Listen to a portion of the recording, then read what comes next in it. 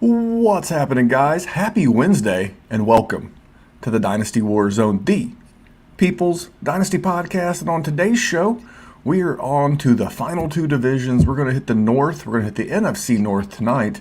But this is my man's division. And if you don't know who my man is, it is none other than the man of the hour and the man with the power, Jerry Sinclair. What's up as we discuss your division, the NFC North? Listen, always excited to piss on the Lions a little bit, talk the NFC North. We got the FF Expo coming up in Ohio this weekend. We are driving our gorgeous asses down there. We're going to mingle. We're going to have a good time. Randy's bringing his recorder, so I'm sure there will be some nonsense released. I'm excited. And I get to hang out with my dear friend in the handsome blue hat that we have right here. Oh, this hat's getting retired, kid. This Yes, hat it is is. getting retired. We've joined a new baseball club. Now, this will be his high school team as well. But, man, you mentioned Canton, and this Friday it's going to be wheels up. I'm driving from Indy to Canton. It's about a 4.5-hour drive. We're going to be hanging out at the FF Expo. Yeah, man, anything under 5 hours is doable, Jerry. It's pretty easy stretch.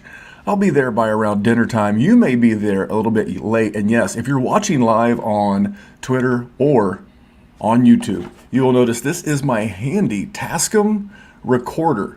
Now, on Saturday, there's a certain pool party at a certain Dynasty nerd's house, and we are going to be attending, and I'm carpooling there with guys like Tyler Gunther, maybe, my boy Shane, and, was it Nobody Likes Shane? Is that what it is?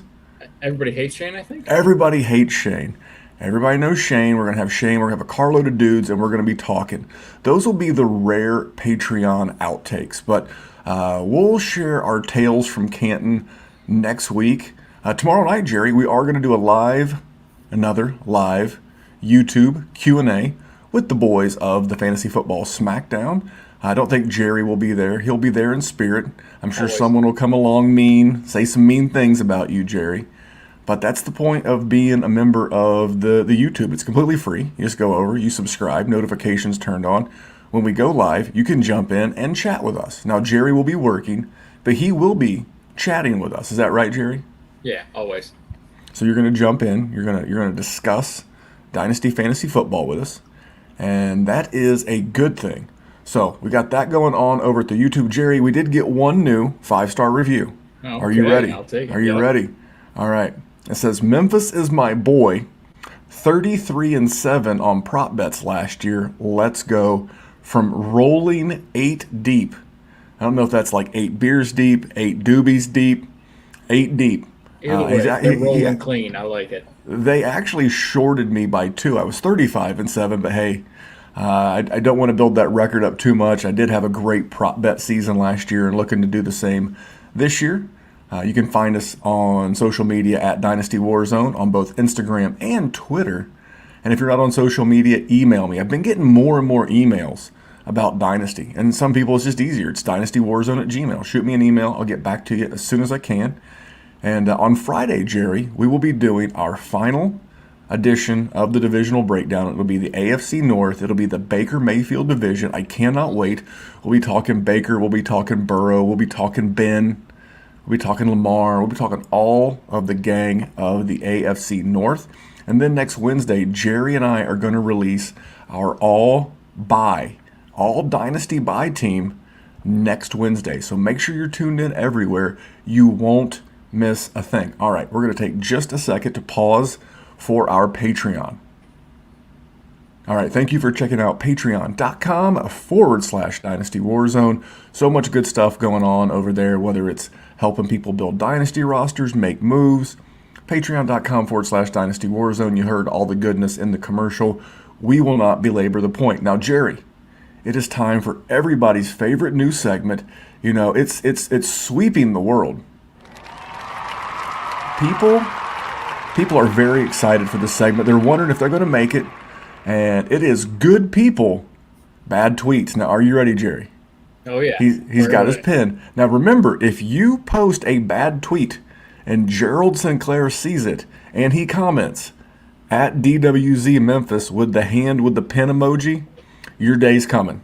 Don't know when, don't ever know what order we're going to do these, but justice must be served on good people with bad tweets. Now, Jerry, this one comes from Matthew McCarthy at Matt Hodicle? I don't know. But on August 5th, he simply said Edmonds greater than DeAndre Swift. Now, Jerry, you pointed this one out. You want to give me a couple of words about what was your gut reaction when you saw not to be confused with Melissa McCarthy or Jenny McCarthy. This is Matthew McCarthy. What were your thoughts when you saw that this gent thought that Chase Edmonds is better than DeAndre Swift? All right, two things. One, depending on the age group of our listeners, I'm not sure how many know who Jenny McCarthy is. But you are doing yourself a disservice. Throw her in the Google machine. That's true. Hey now. The half that do say search off. Double hey now. Are very happy that you just reminded them of her. Secondly, hey I hope the man's trolling. That's what I can say, because I don't know where in the hell that can come from. There's no argument that can defend it. And listen, I've argued some stupid things on this show. Randy's done it a few times. Like, it happens. It just happens. I'm just going to hope he's trolling or he's a satire account or something. But I tried to look, and I didn't see anything of the sort. That's just, Randy, you could be a good person. If you're going to say DeAndre Swift is better, or sorry, if you're going to say Cam, Jesus H. Christ on a pot, he's got me so flustered I can't even get names out. Yeah. If you're going to say Chase Edmonds is better than DeAndre Swift, you better put some blessed nuance on it. In Dynasty, in redraft, in week 1, in a pogo stick contest. I don't know in what context. In GPA, something has to tell me that I can tangibly put because there's nothing. He's not a better athlete. He doesn't have a better pedigree. He doesn't have a better usage. There is nothing about him that makes me think that he is better at DeAndre Swift than anything. I'm sure there's something. Yeah, I mean, listen, he could be a better pogo sticker for all we know. But I'll tell you one thing. Know, but maybe not either. He's not better at football. No. There is nothing that so this, I hope, no, you do know that Twitter has gotten rid of the fleets. Yes. They have been using the up arrow and the down arrow to whether you can like things or dislike things. What Twitter really needs to give us is a sarcasm font. Not Comic Sans like Michael Thomas uses, but legit sarcasm font. So this way we don't have to blast you for having a bad tweet. Now, I hope you're just trying to drive up your follower count or whatever the blue hell you were trying to do. Bless your sweetheart. I hope it works out for you. With your thing. But this is in the context in which you put it on the interwebs, this is a horrible tweet. This is a bad tweet. And for that reason, Jerry, we're going to move on to the news.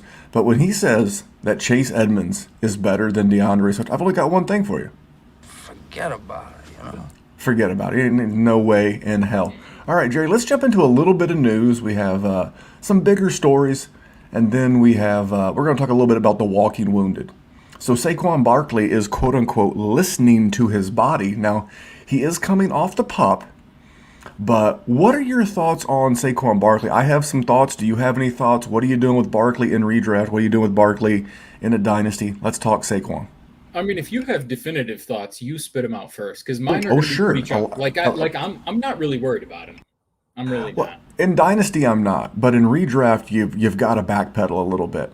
Okay, he just came off the How nervous are you? In redraft? I'm assuming you haven't done any redraft drafts yet. I've done some mocks with the guys over at the Fantasy Football Smackdown, but I will say this: he's off the PUP. That's good, but I'm listening to my body. That's bad.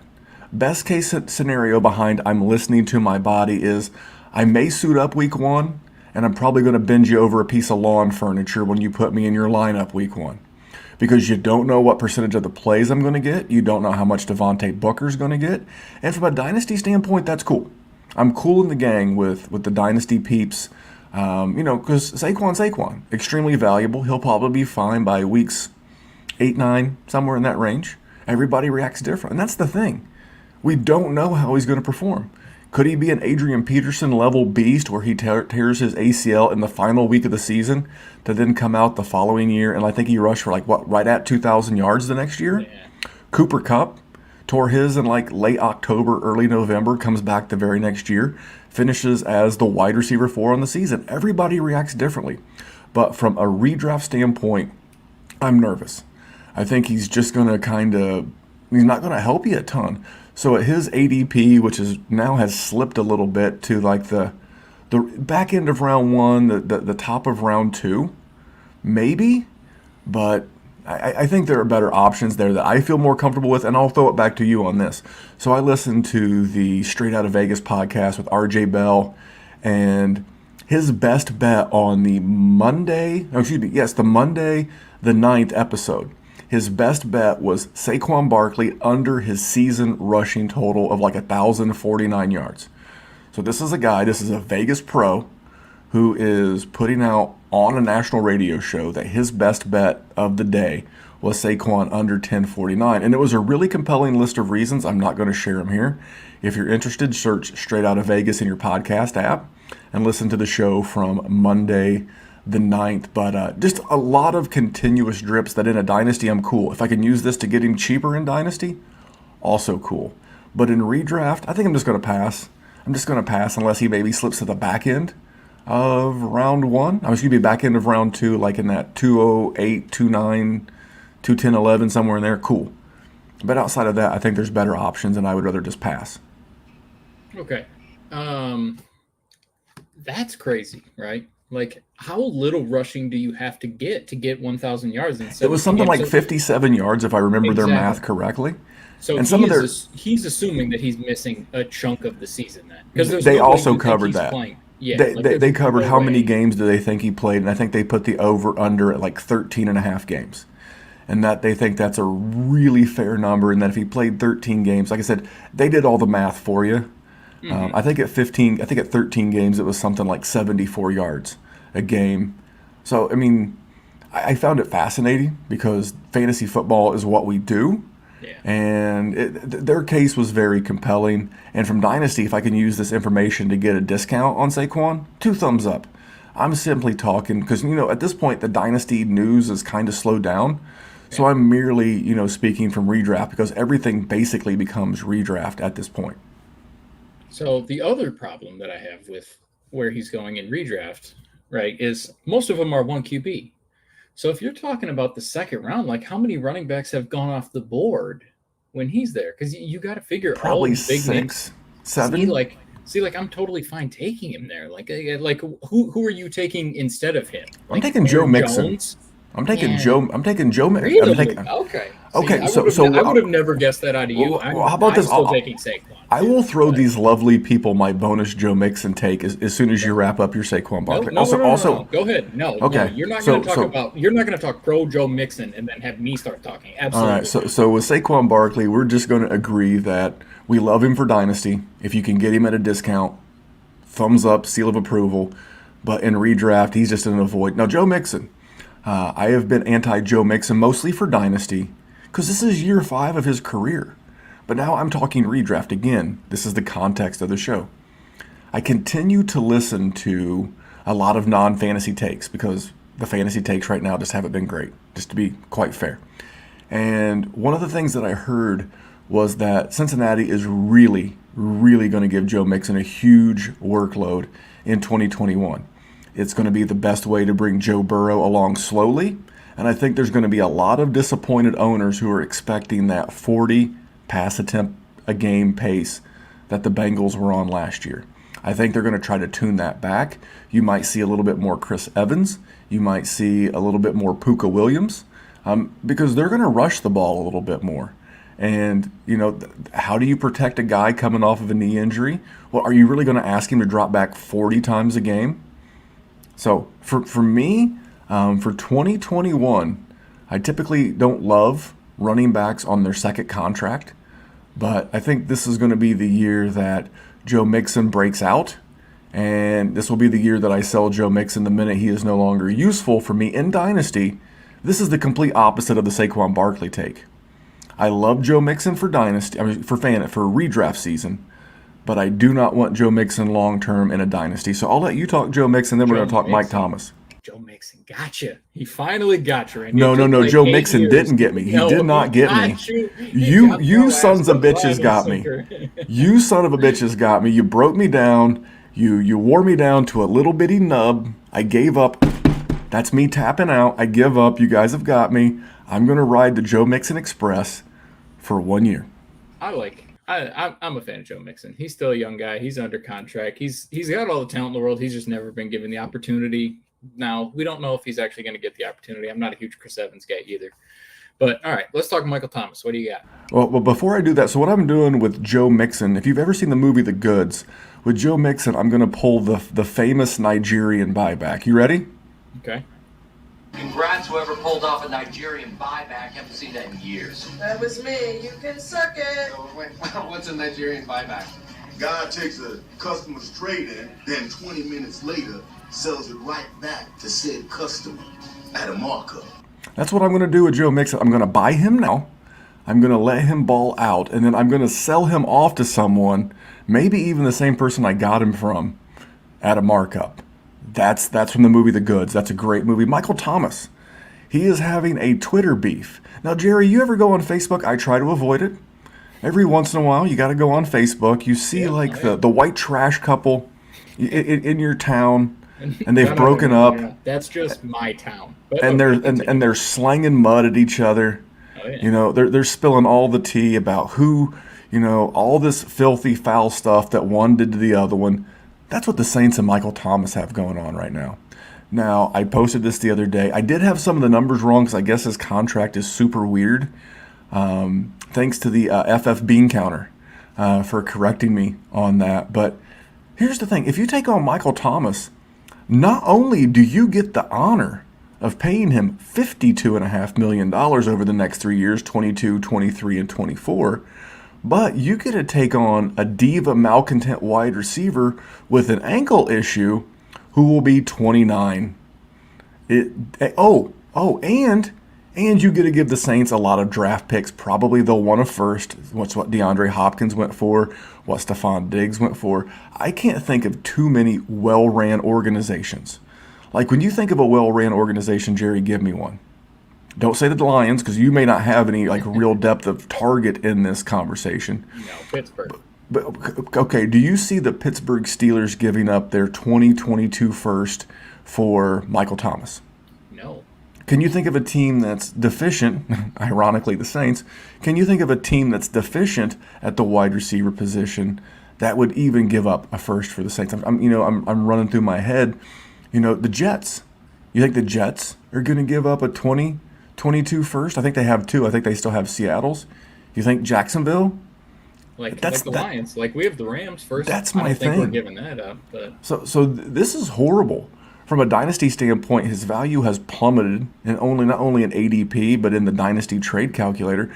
Jerry, if you're a dynasty GM, give me your best case scenario if you don't have a share or if you do have Michael Thomas on a roster. if I don't have a share, I don't really want to get a share. I mean, if you want me to be honest, like what situation do you want him, Randy? If you're a contender, are you cheap. Yeah, but is he gonna be cheap though? Well, that's the whole thing is you have to ask. The answer is no until you ask. Remember this in any trade negotiation, any conversation, any sales conversation. You still have the exact same thing going for you when you heard no as before you heard no. Nothing in your variable has changed, but if you buy him cheap, then you bought him cheap. Yeah. So at least you got him for no. So maybe you got a trade that is fairly close. You're 45, 55, you're leaning, it's just not quite enough. You know what? Throw in Michael Thomas, I'll throw in a third. That'll push me over the edge. If I'm getting a deal that I already kind of mostly like, and I can chuck in a third, and I can get someone to chuck in a Michael Thomas, okay, great. Because maybe he comes back, maybe he plays healthy, and then maybe it would be incredibly cheap to move a healthy Michael Thomas for a second. But you get my point. I'm just going super cheap. Yeah, I mean that's fucking super cheap. Excuse my language. Super cheap, man. Well, I don't feel that's feasible from most. I'm just giving credit, but it's going to be tough to trade for him. So if you're trying to get rid of him, which I would recommend for the same reasons that Randy said, I'm trying to get younger. because I don't like guys that are at that age apex, and I'm gonna lose out on quote unquote value, right? Like, because I'm trading the higher name guy, Michael Thomas, and I'm gonna go get the guy that maybe isn't. And if I have to give up a pick, so be it. But Let me ask you a question. Randy knows that. Like, I'll give up a pick just to get rid of Yes, you will. the old You're a sucker. busted-ass guy that I have because I don't care. Let me ask you a question. Yep. Straight up in a vacuum. You've got Michael Thomas or Elijah Moore. I'm going to try to get something else with Elijah Moore. Like, don't get me wrong. But if you had Michael Thomas and you could cash out for Elijah Moore, are you walking away? Deal or no deal? See, it's tough. You're a real shitter. Michael Thomas or Terrace Marshall Jr.? See, I like Elijah Moore better, so I would. I'm just trying to think of. I mean, because if I say Devonta Smith, you're going to say yes. If I say Jalen Waddle, you're probably going to say yes. I'm trying to think of some of those wide receivers that were going in that next tier of rookies that are also getting good camp buys. If you're doing this trade, like, when should you be doing it? See, like, I feel like if you do this in week 6, you're getting more than that player. See, if you're doing it now, I'm not sure that you do. Well, here's the thing. I don't think you can get Elijah Moore in week 6 when you haven't seen Michael Thomas and you've seen Elijah Moore that's fair. In a lot of come from behind games. So, like, if I can get Elijah Moore in a second, yeah. If I can trade Michael Thomas in a second and get Elijah Moore in a first, absolutely. Like, that's you're not getting that. I think if you have Michael Thomas, you have to sit. The news around him is so toxic. Forget about the fact that you're not going to be. And he's out for months, right? So that's right. I think the best case scenario is week 8. They have a week 6 or week 7 bye. So you're going to go through the first 2 months. You're going to go through the first 2 months of the season. You still don't know who his quarterback is. And just because he's quote unquote back on the field doesn't mean he's back to his old self. And is he going to rush himself back? Does he feel like the kind of guy who's going to rush back to help the Saints? Who are probably going to be losing games? What are they going to be? So what are you trying to do? I think with Michael Thomas, if you have him, you do nothing. Unless someone offers you something that you really think is fair and intriguing now. Are you taking Elijah Moore? Probably. See, like I'm willing to lose a trade to move on. I think that's fair. I know that Elijah Moore is like, 21, maybe just turned 22. Yeah. So, like, it could backfire, right? Like, as if Elijah Moore is crap, like, then okay. But do you really think Michael Thomas is going to return value in the immediate future? What's the best case scenario for Michael Thomas going forward in a dynasty league? What's the best case? He helps you win this year. But the best case is he comes back and has a great, memorable dynasty playoff run. Yeah. Weeks 14 through 16, he has or 17 now because we have the 18th week. So he comes in, he has a great playoff for fantasy run. It's the last thing people remember. He gets traded in the offseason, hopefully to a club that has a good quarterback and a good situation, and then there's your apex to sell. But you know how many times you said hope in that sentence? Yeah, you know what? Remember that movie Hope Floats? I think I had Sandra Bullock in it. Man, she was smoking back in the day. You remember this movie? It was called Hope Floats. You know what else floats? Shit. Shit also floats. So you're hoping on hope, and hope floats. So let's move on. Let's talk about some of the walking wounded. So been an interesting set of. So last week we barely had any news about injured players. Rashod Bateman, it's a groin. Looked pretty bad. So I saw the video of him being helped by 2 trainers. And then all of a sudden he collapses like he got shot like with a cannon. That can't be good. And the team's already said week to week. And we know in team speak what week to week means. That means it's probably a month and more like 2. Yeah. So I'm pretty concerned. I was talking with good friend of the show, JD and Nate of the GOAT District. And I was talking, I think his range of outcomes this season could be anywhere from Corey Davis's rookie year, which was terrible, to Odell Beckham's rookie year, which was great once he came back. I believe his was a hamstring, but once he came back, the back end of his rookie year was phenomenal. His range of outcomes is huge, but in a dynasty, that's why these folks are here. What are you doing with Bateman? You buying? You going to try to buy the dip? Yeah, but do you really think there is a dip? I don't know. Jerry, there's always a dip. There's always a dip. No. I disagree. I think we will talk like there's a dip, but when it comes time to actually, when the trade's getting rolling, people start they get married to their players. They see the name, they drafted the guy in the first round. You're shaking your head. Then explain to me the people that were giving away Deshaun Watson, that were giving away the Tyreek Hill the minute the bad news hits. Okay. There's always those aren't rookies either. I'm with you, but there's always overreaction theater. There's always worst case scenario. There's always someone This isn't one of those situations. This isn't. I think it is. No, it's not 30 women coming out saying he sexually harassed No. But it's bad news, and people always do this stuff backwards. Well, that is you're supposed to buy the bad news, not sell the bad news.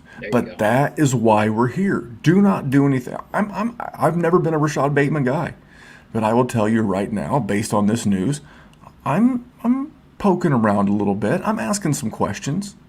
I'm asking what your thoughts are, because you know as well as I do, there's a Dynasty GM or a million out there that we're counting on Rashod Bateman to contribute to a contending roster this year. And that person's down in the dumps. I think the other thing about Rashod Bateman is he was sort of the end of a range where people, they got all the guys that were gone. And then it was sort of that next year where you just felt like, okay, Rashod Bateman's the first-round talent that I just have to take here, and then I'm just throwing darts, because this was not a very deep class, right? So there's probably a lot of people that have Rashod Bateman that don't exactly love Rashod Bateman, just like you. Like if you were sitting in that 110, 111 range in a super flex, and you just, he was the guy you took because he was the guy that was there, I think you are more likely to get it for a little bit cheaper. I'm going to say something that really hurts me right now. Okay. You might be right. It hurts. I said it. But I do believe that I think GMs that have Rashod Bateman on their team, they really like Rashod Bateman. There's not too many people that have him on a dynasty roster that are lukewarm on him. I think the people that have him either love him and are excited to have him, or they're just going to be content not to move. So, but it doesn't mean that you shouldn't be out asking the question. And then you're not selling though, right? Just no. Okay. I never, ever, never do I sell bad news. It's patience. I'm not going to go on another patience rant. I'm not going to do it. I'm going to talk about Darren Waller. It's like Pavarotti singing opera in my ears when you say that. I just wanted to hear it again. That's all. Darren Waller has missed 8 straight days for an undisclosed reason. Now, I did see a picture that he was at the Raiders facility. Taking pictures and stuff. Taking pictures, signing autographs. I love that. Cal Ripken, the baseball player, Hall of Famer, used to do that. Like, he would not leave until, like, he signed them all. Like, he would be there 3-4 hours after a game greeting fans. I think it's great. To me, because I don't think it's injury related, to me, I think he's trying to get his contract redone. I think he's trying to get some of that Kittle money, some of that Kelsey money. And I think he is going about this in the most professional of ways. I heard some asshole on Twitter thinks maybe he fell off the wagon because I know he had a substance abuse situation in his past.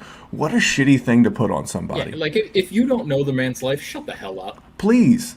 So I'm hoping that it's just Darren Waller actually handling his contract negotiations like a pro. He's not practicing until he gets a deal done. He's taking care of the fans. He's, maybe he's doing film study. He's doing, play study. He's doing stuff with Derek Carr, but he's not actually participating because he's quietly renegotiating a deal. And I hope that's what it is. But don't be an asshole. Don't be an asshole. And I tell you who might end up making us look like a couple of assholes is Hunter Henry, because that asshole got hurt again, which may make Jonnu Smith's value go up, Jerry. Jonnu Smith may actually have 500 yards this year. Yeah. But Henry hurt his shoulder. He's out a couple of weeks. And then the final news story is your boy, DeAndre Swift, has been missing, quote-unquote, significant time with a groin injury. Now, before I throw this Swift news to Jerry, I don't care if DeAndre Swift has one hamstring, no hamstring, 2 groins, 1 groin, half a groin. He's still better than Chase Edmonds. But, Jerry, to you, sir, what are your thoughts on DeAndre Swift? And I know you love a man's groin, so let's talk about it. Goes back to A.J. Green a couple years ago. Yeah, that's true. That was a good segue, too.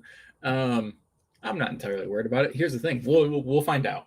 We're going to know about it. Because why are you going to start DeAndre Swift? Like, if we are going to talk about players on the Detroit Lions that you need to see in the preseason. The guys that do not need to be mentioned are Jared Goff, DeAndre Swift, and TJ Hawkinson, and everybody else can play because everybody else is nonsense, right? So I don't need to see those guys play. Do I want to see Amon-Ra St. Brown? Yeah, you bet your ass I do. So do I want to see Jeff Okudah actually see if he can actually be worth the number 3 overall pick at corner? Yeah. I don't need to see DeAndre Swift. I know what I got in DeAndre Swift. I don't even really need to see Jamal Williams out there either, but I'm not worried. They haven't, missing practice after a dude who did what he did on a piss poor team in a limited role. The dude's got the talent. I don't care. It doesn't affect anything in Dynasty. If somebody's panicking, yep, I will take it. Hey, you're a college football guy, right? I am. Michigan State, Spartan Dogs. Yeah. How many preseason games do those guys play? They don't play any. Okay, I just want to write that down. So the NCAA plays 0. And these guys are younger, right? Yes. I guess they get paid now, but they weren't supposed to Yeah, sort of. back in the day. So we'll get this straight. You need to tell me that professionals, that this is their only focus outside their family, maybe some side businesses, that professionals getting paid like a job need 3 games to get ready for the season, but some pimply-faced 19-year-old in Ann Arbor doesn't. You are speaking shit to me. So I wish that all these coaches, all these GMs would just take the guys that we know are going to make the roster, guys that we know they're going to contribute to our fantasy redraft, our fantasy dynasty, our fantasy DFS, our fantasy best ball, that they just put those guys in bubble wrap. Let them play Madden or put on the Oculus helmets and let them, do some shit like that. Please don't get any more people hurt. We've already been brutalized with Carson Wentz and, now Rashod Bateman, and it's just Hunter Henry. Please stop. Do us something nice. And maybe the Swift thing will be serious. We don't know yet, but I'm not reacting either way yet until we actually know. When it's week 1 time and they go DeAndre Swift's going to miss a game, okay. When you know, you know. Yes, exactly. There is no reason to worry. If you worry without a reason to worry, you'll just worry forever. So if you're looking, my dad used to tell me when I was a kid, if you go looking for trouble, you'll find it. And I'll tell you right now, if you go looking for bad news about any, and when I say any, I mean any fantasy football player, NFL player, you'll find it. You'll give yourself a reason to make a bad trade. You'll give yourself a reason to make a bad deal. You can talk yourself into anything, and if you can't, I can. And there's probably a GM just like me in your league, so just chill. Enjoy what little bit of the preseason you can. Hopefully we get away unscathed. And Jerry, I'm ready to talk NFC North, the home of your Detroit Lions. Jerry, give me the player that you're looking to buy before the season starts, before the value goes up anymore. Because camp has started, we're 2 weeks in, and people are going cuckoo for Cocoa Puffs. And those same people are going cuckoo for Cocoa Puffs because this player is missing significant time, and we just got done talking about him, and it's DeAndre Swift, Randy.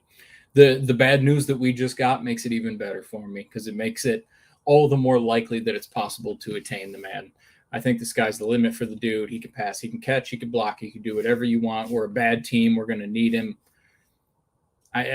We've talked about it ad nauseum, so I don't need to continue. Randy, who is your guy? We already talked Swift, so we don't really have to do thoughts. Who do you got? Swift is in my top 5 or 6, maybe 8 in a startup. I'm redoing my rankings for our patrons as we see. My guy also rocking Honolulu blue. Is my hat Honolulu blue, by the way? It's close. It's got to be close, right? This is almost like the full. No wonder we had a rough season. Anywho, my guy, Amon-Ra St. Brown. Now, this gif of him hurdling a defender. Now, if you know anything that will raise a player's value, ADP, dynasty prices, here they are. Jerry, you got your pen? You got your pen? Write these down. Wearing short shorts with nice quads, guaranteed to give you a value bump. Okay. Number 2, one-handed catch. Number 3, hurdling anybody. Those 3 things are guaranteed to raise your player's value half a round of ADP, and you can get an extra second tacked on to their value in a dynasty. But your boy, Amon-Ra St. Brown, leapfrogging, hurdling a man in practice. Now, this is a guy that I've been on all off season. Not like a Terry McLaurin level on, but a guy that I've had a lot of respect for, just based on the volume. I think he's going to get a ton of volume. And I've always thought that my take on him back in the rookie season was that I think he'll be Jared Goff's new Cooper Kupp. Now, that's not to say that Arman St Brown is going to be Cooper Kupp, but I think of when Jared Goff looks for a security blanket and who he can trust, that's Arman St Brown. He's going as the rookie 17 off the board per Fantasy Pros, and he's their wide receiver 60 overall in a startup. That's in a range with Devontae Parker, Kadarius Toney, and Denzel Mims, and he's going 9 spots after Hollywood Brown at 51, the wide receiver 51 per Fantasy Pros, which goes to shows that Fantasy Pros really don't knows. But I'm taking Arman St Brown over all those guys. I appreciate their free Dynasty ADP, but man, give me all the Arman Ra. You're in Michigan. You're seeing the beat reports. You're reading the newspaper, and at least you're looking at pictures. I'm not sure about your reading talents. But what have you heard about Arman Ra? All of the good news. The same thing that the fantasy community has been hearing is exactly what the Detroit beat is doing. Dave Burkett, he just recently had a good. He's the Detroit News guy, by the way. He just had a good piece on Arman St. Brown. He also did a podcast with our man Mike Jernigan recently. Just a little prop to him.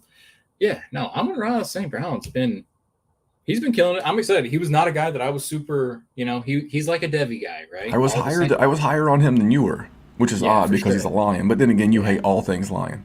It's true. He's growing. And I think the offense for the Lions is going to be a little bit better than we all assume. I think it's easy to go, you went from Stafford to Goff, so it's going to be bad. But we also went from Matt Patricia to a coach. So I think it's going to increase in that. Can we take a second to talk about your coach? So Okay, I know it's cool for all the woke and the wannabe Twitter sharps out there to make fun of Dan Campbell.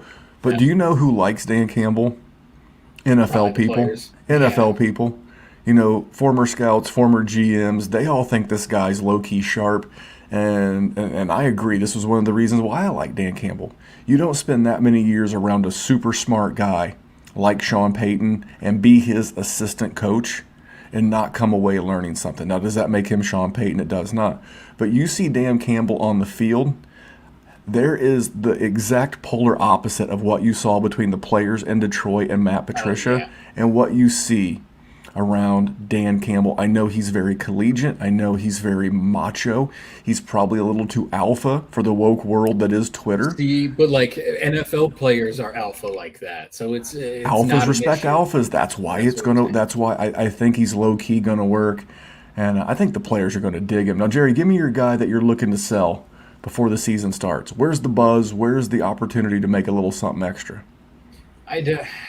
I picked Adam Thielen just because he's age, and it's right. Like every time there's a guy that's in this age bracket and he's a wide receiver, I immediately want to get rid of him. It's just like running backs that are 26 and wide receivers that are 29 are. Well, he's like 31 though.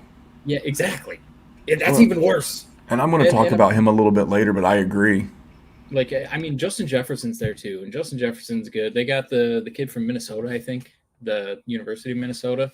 Oh, they have Smith Marset. Yes, yeah, there you go. I don't know where he went. I don't know where he went to school. He top of my head. I could be mixing it up just because he's a Viking too. I've been known for some dumbassery in my day, but it's Adam Thielen. He's too old. I mean, no, it's just the value is Jordy Nelson, right? Like not to just compare white wide receivers, which is super lazy, but once the value starts to fall off, the value plummets. And this dude has Justin Jefferson, who is the alpha there, and it's going to remain that way. So Adam Thielen pretty easily for me. I feel like Adam Thielen is the kind of guy that if you're going to move him, you're going to move him in season. You're going to move him after those first couple of weeks. Adam Thielen's like a touchdown guy, and I've been telling that he's going to get points, right? Correct. So he's the kind of guy that if I had Adam Thielen, so I'm looking for a two-pronged approach on Adam Thielen.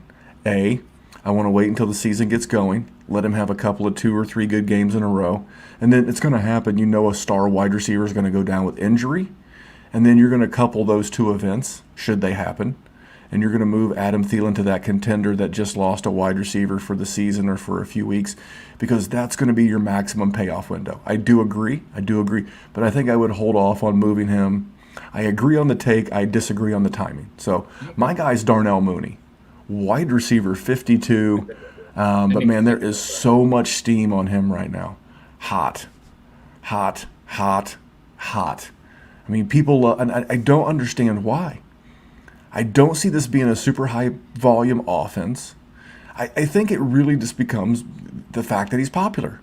He's popular because he's popular. He's right. He's the Kardashians of the NFL. Man, that's not fair because the Kardashians have zero talent. At least this kid has some talent.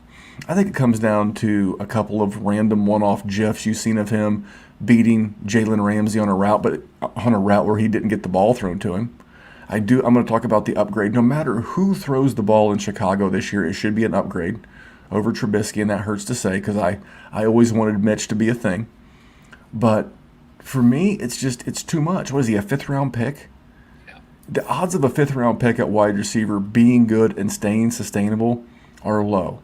For every Antonio Brown, there's 50 guys that never pan out. And if I can couple him with a third and get a 2022 first, I'm walking away because the buzz is palpable, and I know he's going to have. He's never going to be a volume guy. As long as Allen Robinson's there, Allen Robinson's going to be the volume guy. I'm going to talk about Cole Kmet later in the show. We know Tariq Cohen's back. He's going to absorb some of those targets coming from the quarterback. So for me, I'm looking to move Darnell Mooney before we look back and say, you know what, we were probably a little too high on Darnell Mooney. So I'm moving on from him. What about you, Jerry? What about the guy you're going to look back as you get deeper in season or maybe a year from now and be like, man, I wish I had sold that guy earlier when I had the chance? I think it's Allen Robinson. For a lot of the reasons that you just said about Darnell Mooney, I'm just not like it. Listen, the hype is on Justin Fields, and that is, it is white hot right now. Everybody has gone absolutely cuckoo bananas for this dude. I don't know. Like A-Rob's always been, he's like Amari Cooper. Like he's always been pretty good, and we always wanted him to be a top 5 elite guy, and he's just never been that. And I don't know if Andy Dalton he's been starts, close. Yeah, in Jacksonville, his second year in the league a long time ago. Can I give you the best selling point you may ever have the rest of Allen Robinson's career in a dynasty league right now? Go ahead. All you have to do is tell the other GM you're talking to, has he ever had a better quarterback than he has right now? Sure. His career has been with Blake Bortles and Blake Bortles 2.0, Mitchell Trubisky. Yeah. Andy Dalton has made plenty of wide receivers relevant in his career, and we think at some point Justin Fields is taken over. So my question to any fellow GM that's interested in Allen Robinson is, when has he had a better quarterback? When are you ever going to see more production out of him? Now's a great time. If you're looking to move him, now's a great time. He's 28, almost 29. He's like 6 months younger than Michael Thomas. As crazy as that is to say, because he's been in the league for like this is year 8. But if you're looking for that, Shit, really? I told you. Wow. He is 6 months older. 6 months younger than Michael Thomas. You've been given a great sell window. Now, if you're a contender and you want to hang on to Allen Robinson, big thumbs up. But if you're in the middle and looking for a great cash out opportunity, this may be the last of the highest of the high end of his value, because he's going to turn 29 and Twitter's going to, prepare his Viking funeral. Yeah. No pun intended, but kind of pun intended, because I'm funny like that. Yeah. And it could be wrong. Don't get me wrong, because Allen Robinson's a very talented guy. It seems like one of those moments where when you get to the end of the season and you look back and you go, the writing was on the wall. Like I could see it. Like it's going to be like, I missed that opportunity. Yes. You're like damn it, I missed it. Like I wouldn't be shocked at all if he was good, right? If and he's not going to plummet. No, if Justin Fields is the guy, like if all this white hot heat is he stands up to it, then yeah, Allen Robinson's going to be the man.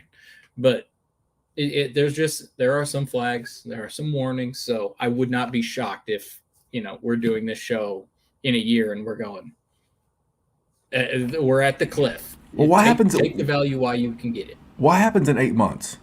I'll tell you what happens in 8 months. He'll be 29 years old, which will be a Twitter Dynasty death sentence. So every Twitter analyst in the world is going to be writing him off to sea because he's 29. Get that man a cane. Except for the guys that go, why does everybody pass on old wide receivers? Yep, and then you don't know where he's playing in 2022. And then is he learning a new offense? How does it translate? Who's his quarterback? So as awesome as I think he's going to be for this season, we're talking Dynasty here, gang. And he's never going to give you a better opportunity. Mine is Aaron Rodgers, and very much for a lot of the same reasons. Yeah. You know, it's that fishbowl syndrome. We only remember that Aaron Rodgers was the MVP last year. We only remember that he threw for 4,348 touchdowns last year. We only remember that he was the QB2. We seem to forget that in 2019 he was the QB9 who was just ahead of Carson Wentz at the QB10. We seem to forget that in 2018 he was the QB6 just ahead of Jared Goff. In 2019, the fantasy footballers for seasonal leagues were telling people to drop Aaron Rodgers so that your league mate would pick him up and play him because he was a trap. We only remember what we see. We forget that year 2 in that Shanahan-LaFleur offense is the spike year.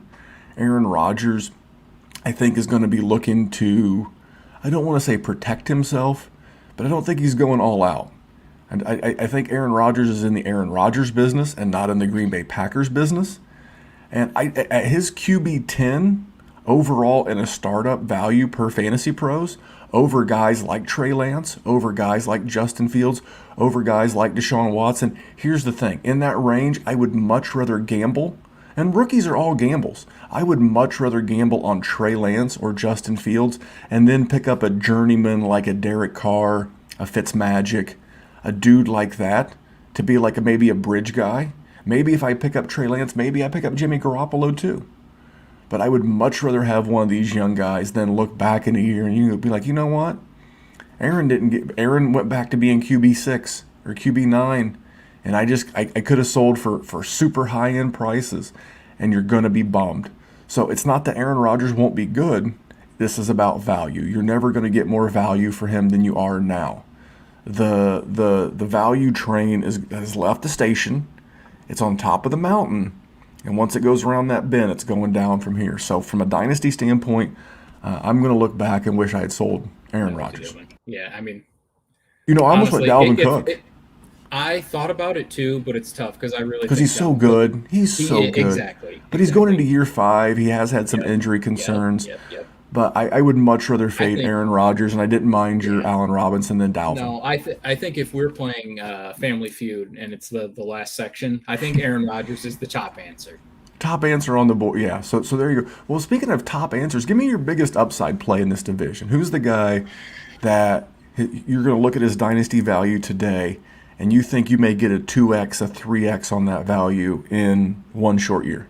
I think it has to be Justin Fields, because if he's good and he hits, it's him. Like I have more Trey Lance than I do Justin Fields. I do have a couple shares of Justin Fields, but if the dude's a dude, like if he's a dog, then he's a first-round startup pick next year, and that's simply not what he is right now.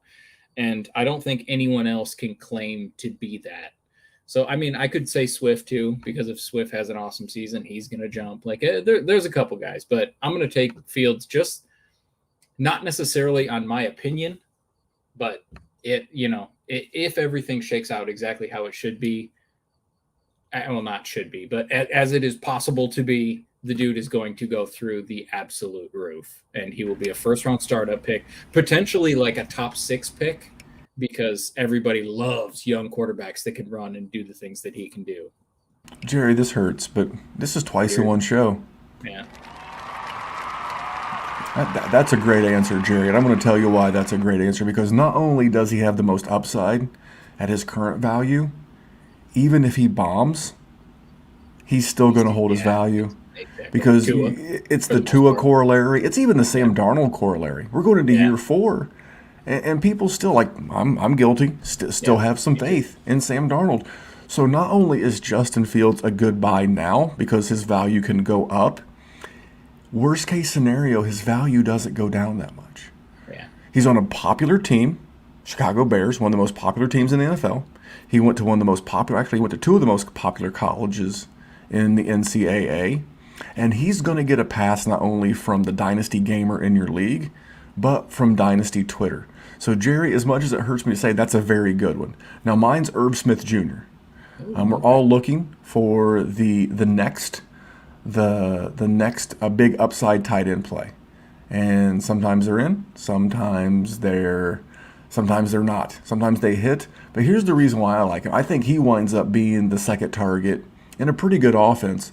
And I know we all like to take a crap on Kirk Cousins, and I'm not going down a COVID, diatribe because it doesn't really matter what my thoughts are. I just think it's some chicken shit stuff that we bust Kirk Cousins balls nonstop. But we don't give Lamar any heat. It's true. Lamar gets no heat. We bust Cole Beasley's balls. They're not weirdos though. Kirk Cousins is a weirdo. You're either in or you're out. You don't get a pick. You don't get a pick. You don't get a pick, Jerry. As a person that has been around Kirk Cousins' entire career, had season tickets when he was at Michigan State, he was a weirdo then. He's a weirdo now. I'm not. So he is easy to pick on, is what I'll say. Be consistent. Be consistent. Life will go a lot better if you're just consistent. Don't pick and choose. All right. But I mean, it's Irv Smith. It's a good offense. Again, we talked about Adam Thielen, 31 years old. Has had some injury concerns himself. He's actually a little slightly nicked way. And, as the second leader in targets on this team.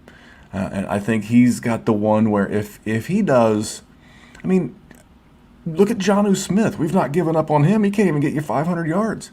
What if Irv Smith Jr. gets you 806 TDs? To the moon.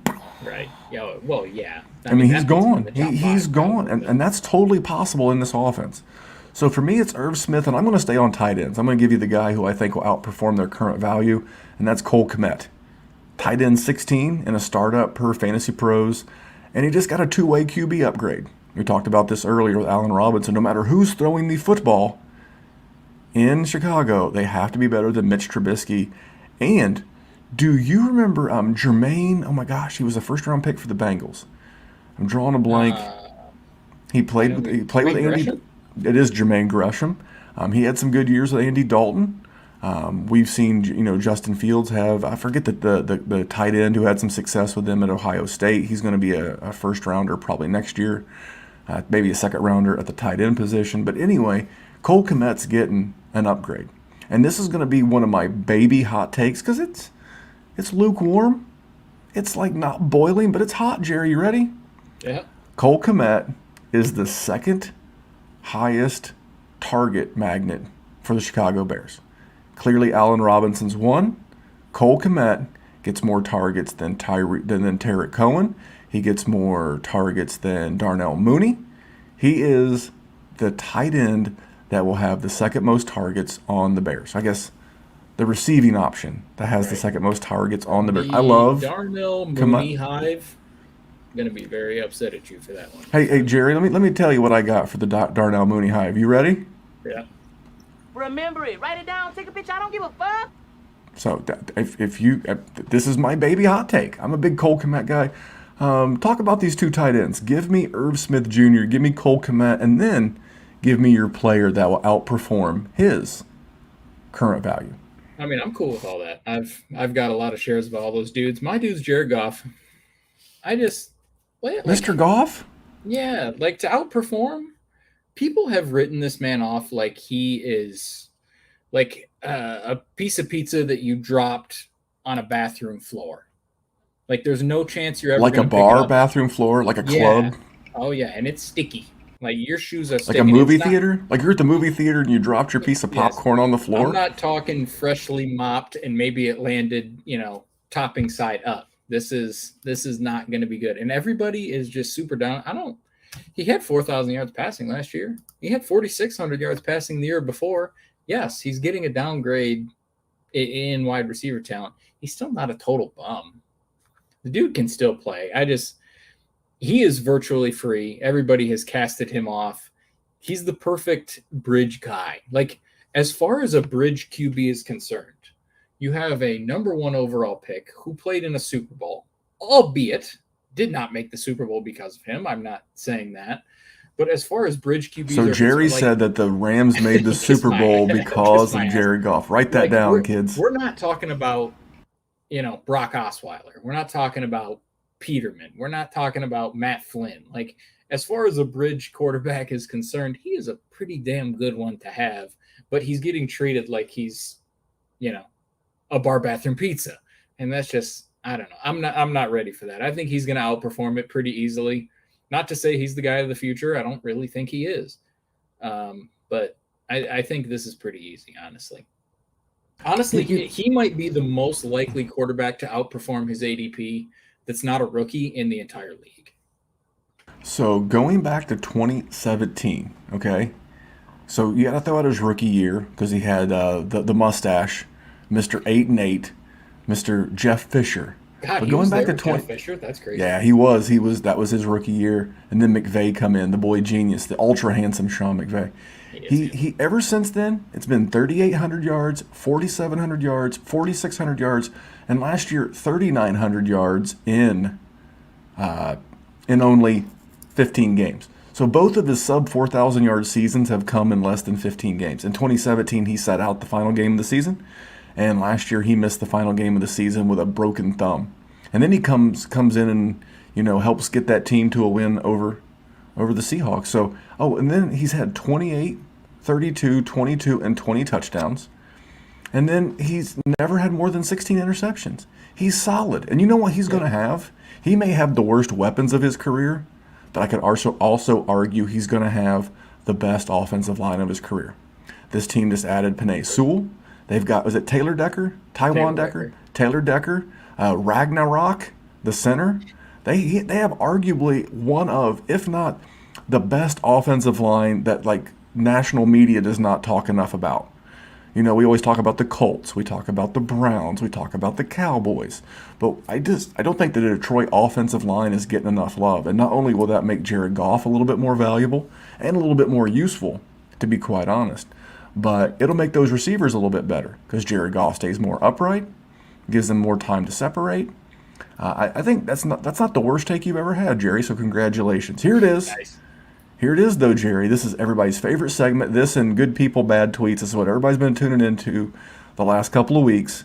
Biggest bust in the NFC North from a dynasty standpoint. Jerry Sinclair, go. So this one was tough. So last week, I thought we were doing the NFC North. So I had all my answers and everything down. Come to find out. Well, that's like a move I used to do to my brother. Like my mom and I, when my brother's coming to Thanksgiving, we would tell him that dinner starts at 2 so that he would be there at 5. Although we told everybody else dinner starts at 5. Right, so when we start dinner at 5, he's actually there. That's how I treated you with these show notes. If I told you it was the NFC North, I knew this week you'd be prepared. So anyway, give us your biggest bust. So I was prepared for every single category except for bust because I really don't know who to pick.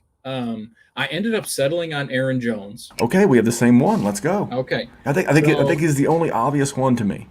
He's just, his ADP is still really high because he gets RB8 touchdowns. He's RB8 very per Fantasy productive. Pros. So I get it. But they get rid of Jamal Williams, so you think, it's going to be him. But they used a second-round pick on A.J. Dillon. They clearly want to use A.J. Dillon too. And yes, Aaron Jones got the contract, but I don't know. It's just he's always been super touchdown dependent. I mean, he gets his yardage. It just he's getting up there in age. This, Aaron Rodgers thing is happening. It's tough. I don't know. I'm not sold on him. I don't know if I have any Aaron Jones shares. Just his ADP is too juicy for me. I can't mess with it. So why do you have Aaron Jones? I'm sure you're going to come with some. Well, all I say is that I don't like his ADP. Of course you do because I have a you're list. Prepared. I just say I hate the player, but it's fine. Go ahead. What do you got? For me, it's that outside of 2019, which was his best season to date, he was the RB2 in full point PPR that year, but he did have a monstrous 16 rushing touchdowns that year. That's the only season he's ever played all 16 games. He's currently fighting. It's either a groin or a hamstring. It's minor. It's nothing huge, but he's already going into the season with just a little nick. And in a startup, he's going ahead of guys like Antonio Gibson, guys like Clyde Edwards-Helaire, J.K. Dobbins, and Joe Mixon. And I would gladly take all of those guys ahead of him one for one. We're living in a world where people just tend to remember the last. And if Randy says he's going to take J.K. Dobbins over him, then you know it's for real. Well, I'm probably not going to take either, to be honest. But gun to my head, and I got to choose one since day one. That's the thing is Aaron Jones came into the league super old too, so he was 23 coming in, so he's going to be like 27 or 28 this year. And that's the thing. I mentioned it earlier when we were talking Mixon. I mentioned it when we were talking Dalvin. Because outside of the guaranteed money, the only way these players ever see the entire value of that contract it is to be on the team. So I do see him playing well enough to keep his job, but not so well that he's going to play through like a massive injury or like a sprained knee, like maybe a guy fighting for a contract would. It's the little things. But for me, if I'm a super contender, then yeah, you just got to roll with Aaron Jones. But if he gets off to a hot start and I don't, he will not be on my roster. But I just don't think he's going to. I think this offense is going to regress a little bit. Now it could regress 15% and still put up a hell of a year for Aaron Rodgers, Devontae Adams, Aaron Jones, etc. But I would rather just maximize my value and fade the bust. So there you go, Jerry. One division left. One. And it will be our final show before we head to Canton for the FF Expo. Jerry, are you ready to talk the AFC North on Friday? Yeah, we saved the best for last. Honestly, there's more damn fantasy relevant players in that division than any other one. I can't wait to give you my Baker Mayfield take. I can't wait to do it. We'll probably do that late on Thursday again like we did last week, because then we got to pack and get on the road for Canton. But I want to thank you guys for sticking around. And we have a comment in the comment section that if you stuck around all the way to the end, I'm going to add, and we're going to answer a question from YouTube. And I'm going to give this guy a nickname because I like his last name. It's from Steve, the Godfather Gambino. Gambino, one of the 5 mafia crime families in New York. And Steve said, I was just offered Fields. I'm assuming Justin, not Sally. But I was offered Fields and Corey Davis for Michael Thomas and Nelson Aguilar in a 1 QB league. Sold American.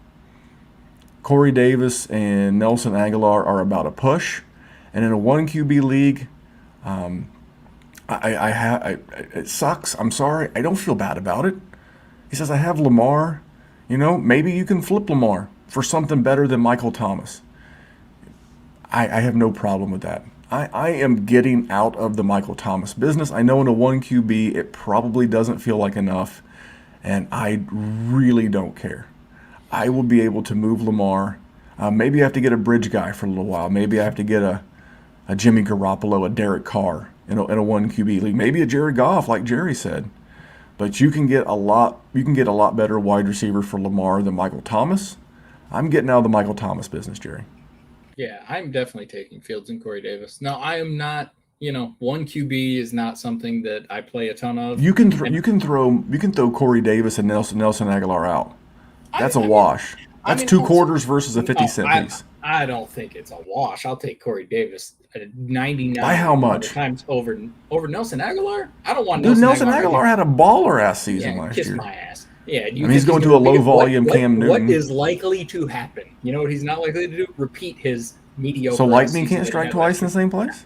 I mean, it can. Well, it's a good thing because he was in Las Vegas. Now he's in New England. So it could strike in 2 different places. But no, for me, this is Fields for Michael Thomas, and I know that feels like a super cash-out low. I don't want to get attacked by the Justin Fields hype and the Hive. Is that what they're called? Is the Hive? I mean, that works. Beehive? Oh, Jerry, Beehive. I do. I want full Austin Powers.